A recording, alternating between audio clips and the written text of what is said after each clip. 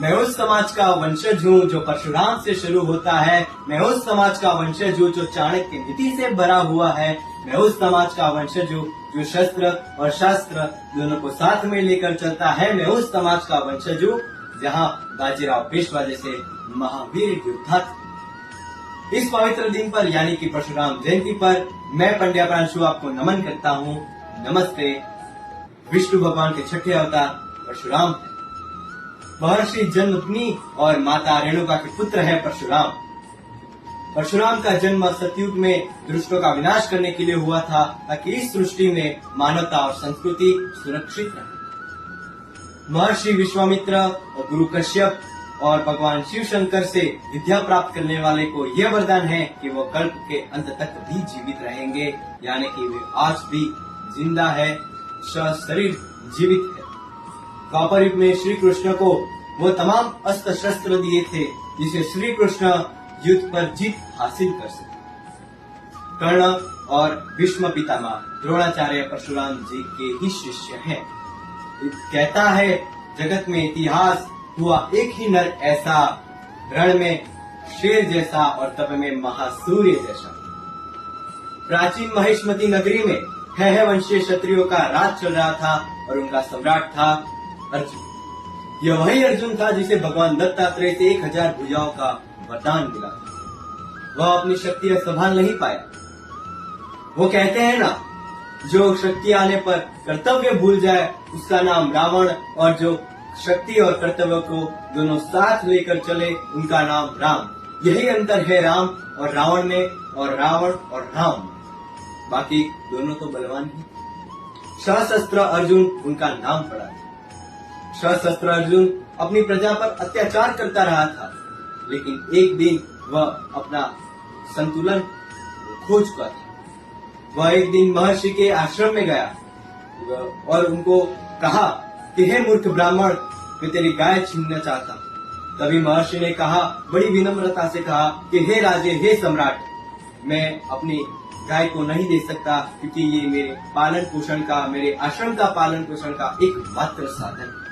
तभी सशस्त्र अर्जुन आग बबूला हो गया और सैनिकों को आदेश दिया कि जाओ, आश्रम को तहस नहस कर दो। और पल भर में आश्रम तहस नहस हो गया। फिर क्या? फिर सशस्त्र अर्जुन जब गाय को छूने गया, तभी गाय अंतर्ध्यान हुई। परशुराम जी ने अपने आश्रम का ये हाल देखा, तभी उनकी क्रोध की सीमा न रही और अपना परशु उठाकर ये प्रतिज्ञा ली कि हे सशस्त्र अर्जुन, मैं तुझे इस अपराध का मृत्यु दंड देता हूँ। उसी क्षण परशुराम जी महिष्मती नगरी में गए और उनके और सशस्त्र अर्जुन के बीच भीषण युद्ध हुआ।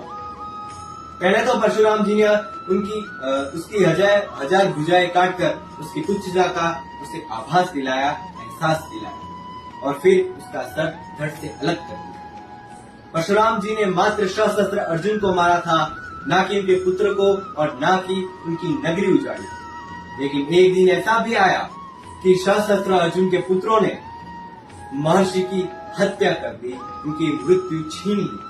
तभी परशुराम जी को ये समाचार मिलते ही वो पहले तो दुख से तड़प उठे और फिर शेर की तरह दहाड़ने लगे। उन्होंने हाथ में अंजुली जल लेकर ये प्रतिज्ञा ली कि जिस है वंशीय क्षत्रियों ने मेरे पिताजी की हत्या ली है, मेरे निर्दोष पिताजी के हत्या ली है और उनके शरीर में 21 घाव मारे हैं, मैं प्रतिज्ञा लेता हूँ कि उन है वंशियों क्षत्रियों को मैं 21 बार सर्वनाश करूंगा। उसी क्षण परशुराम जी उनके महिष्मती नगरी में जाते हैं और नगरी को उजाड़ कर रख देते हैं और सशस्त्र अर्जुन के वंशजों का 21 बार सर्वनाश करते हैं। आज जब इस भारतवर्ष की भूमि पर गर्व करते हैं तो ब्राह्मणों से ही करते हैं, क्योंकि मुगलों और अंग्रेजों से बचाने का काम ब्राह्मणों ने ही किया। चाणक्य को देख लीजिए, वो ब्राह्मण ही थे। उन्होंने अखंड भारत का स्वप्न देखा और उसे साकार करके भी दिखाया था। वह स्वयं सम्राट बन सके थे, लेकिन बने नहीं। इतिहास उठाकर देख लीजिए, ब्राह्मणों ने कभी सत्ता का मोह नहीं किया। उन्होंने सम्राट बनाने की इच्छा थी, ना कि बनने की। और पीछे मुड़कर देखिए तो राम और लक्ष्मण वन में थे और भरत शत्रु के नानिहाल में थे। तभी महर्षि अयोध्या को छीन सकते थे, लेकिन उन्होंने ऐसा किया नहीं। रामायण में 300 से भी ज्यादा प्रारूप है, उसमें तो ये वर्णन नहीं किया गया। लेकिन जब जब जरूरत पड़ी है तब तब बाजीराव पेशवा का इतिहास पढ़ लीजिए। वह एक दिन भोजन कर रहे थे, तभी उनके पास एक राजपूत छत्राल का पत्र मिला और उसमें लिखा था कि 100 गजेंद्र की जो ताकत है, 1000 आदमियों का जो बल है, वो आज आन पड़ा है, बाजी रख लो राज। तभी बाजीराव पेशवा भोजन करते करते उठ चुके थे और किसी ने कहा कि हे महाराज, अपना भोजन तो ग्रहण कर लीजिए। तभी उन्होंने कहा कि आज वो राजपूत राजा का पत्र मिला है, उन्होंने मदद मांगी है, आज मैं मदद करने नहीं गया तो इतिहास क्या कहेगा कि एक राजपूत राजा ने मदद मांगी और बेपरवाह ब्राह्मण भोजन करता ही रह गया। जगत में 2 ब्राह्मण हुए, एक परशुराम जैसा, दूसरा बाजीराव पेशवा जैसा। अभी हाल ही में पहलगाम में एक हादसा हुआ है जो आपको पता ही होगा।